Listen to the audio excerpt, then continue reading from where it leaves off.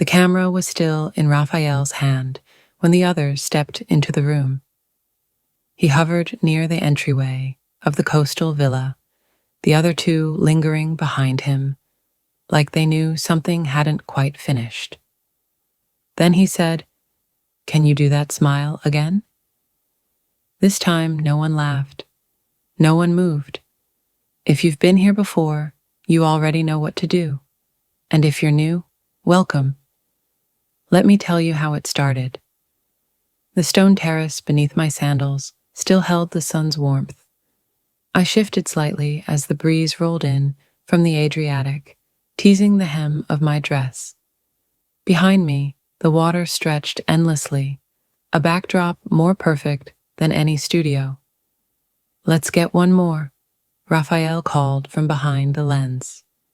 I turned slightly without thinking, letting the wind do its work. Someone to my left chuckled, probably Luca, the host. Another stepped out of frame. The shutter clicked. The others drifted inside, but Raphael stayed still.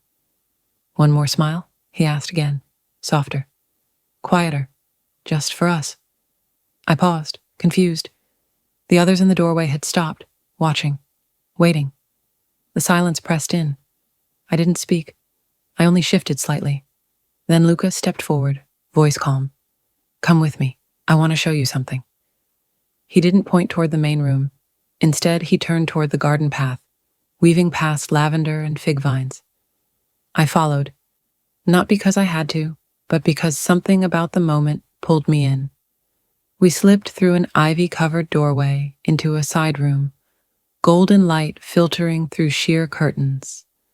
Raphael entered behind me, the door clicking shut. The room smelled like rosemary and old wood. A low-backed chair sat beneath the window. Raphael raised the camera.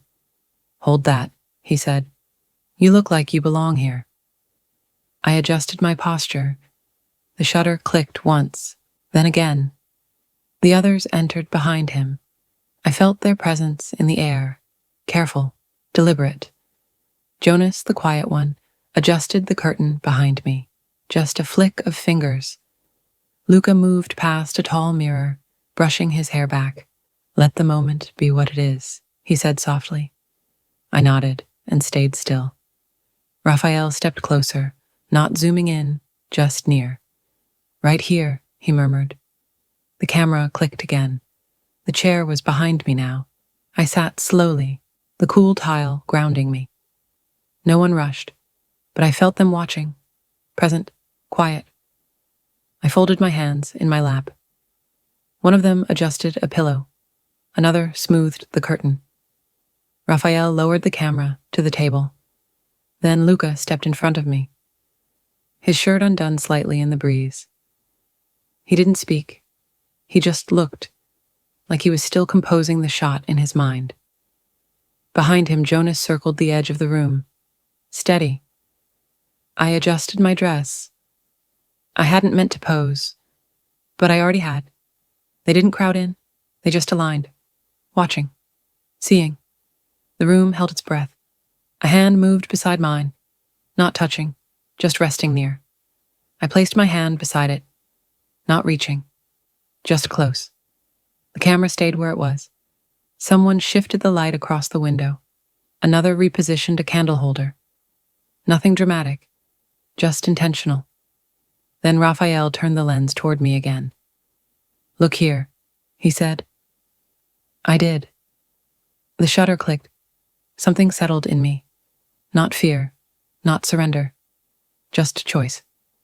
Luca sat at the far edge of the settee. Jonas lingered behind the curtain, now silhouetted in softer light. Raphael stayed by the lens, but didn't raise it again. Still with me. And in that stillness, I realized I wasn't being posed. I was being seen. Be honest. If you were in that room, what would you have done? Stayed quiet or broken the moment? Let me know in the comments. And don't forget to like, subscribe, and hit the bell for the next story.